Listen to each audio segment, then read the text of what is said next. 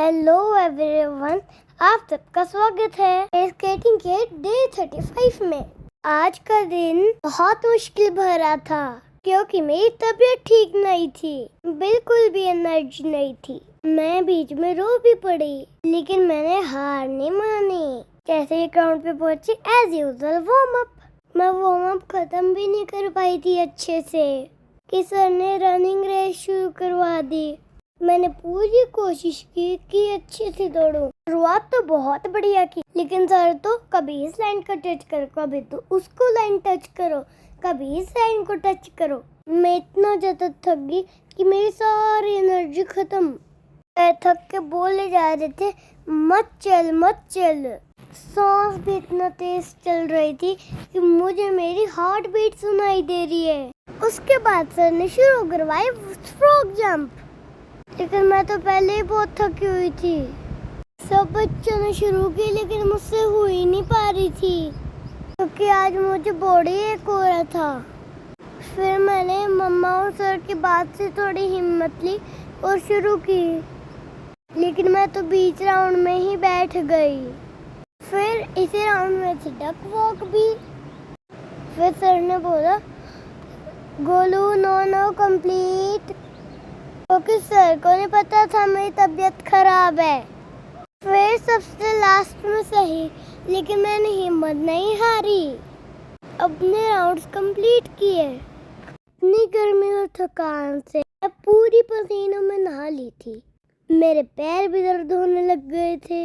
मैंने ट्राई किया, लेकिन नहीं हो पाया। मैं इतना थक चुकी थी। मैं आखिर में एक जगह जाके बैठ गई। मैं इतनी नाराज थी कि मेरी आंखों से आंसू निकलने वाले थे, क्योंकि आज मुझसे हो ही नहीं पा रहा था। फिर सर आए और सर ने बोला, वन लास्ट राउंड, और ये तो कंप्लीट करना ही पड़ेगा। मैंने जैसे तैसे हिम्मत जुटाई, खुद पे भरोसा करा और अपने राउंड कंप्लीट किए।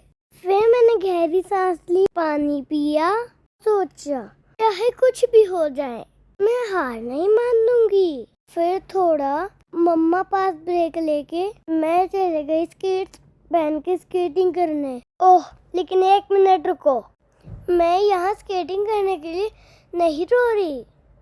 ये तो मैं मम्मा से किसी बात में नाराज हो गई थी, उस पे रो रही हूँ।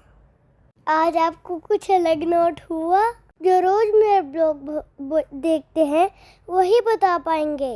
जल्दी से कमेंट में नहीं बता, मैं बता देती हूँ।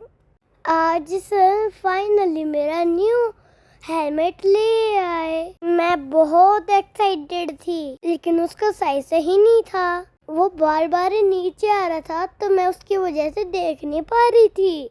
वो बार बार मेरी आईज को कवर करे जा रहा था और मुझे सामने का दिखाई नहीं दे रहा था, और फिर मैं उसकी वजह से गिर गई। उसके बाद मम्मा ने सर को बोला, एडजस्ट अद्विका हेलमेट। सर ने हेलमेट एडजस्ट की तरह। मुझे लगा अब सब ठीक हो गया होगा, लेकिन फिर भी हेलमेट बार बार नीचे आ रहा था। उसकी वजह से सामने क्या आ रहा है मैं देख ही नहीं पा रही थी। वो आज मुझे हाइड एंड सीक खिलाना चाह रहा था। फिर भी मैं जैसे तैसे अपने राउंड कंप्लीट करने लगी रही। आज मैं खुद से बिल्कुल भी नहीं गिरी, बस इस हेलमेट ने मुझे 2-3 बार गिरा दिया।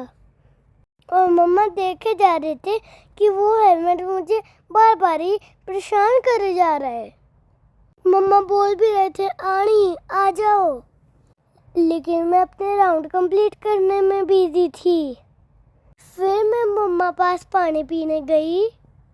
मम्मा ने देखा मैं बहुत परेशान हो रही हूँ। उन्होंने कहा, कोई बात नहीं, हम पुराना हेलमेट लाए हैं तो आज हम उसे यूज करते हैं।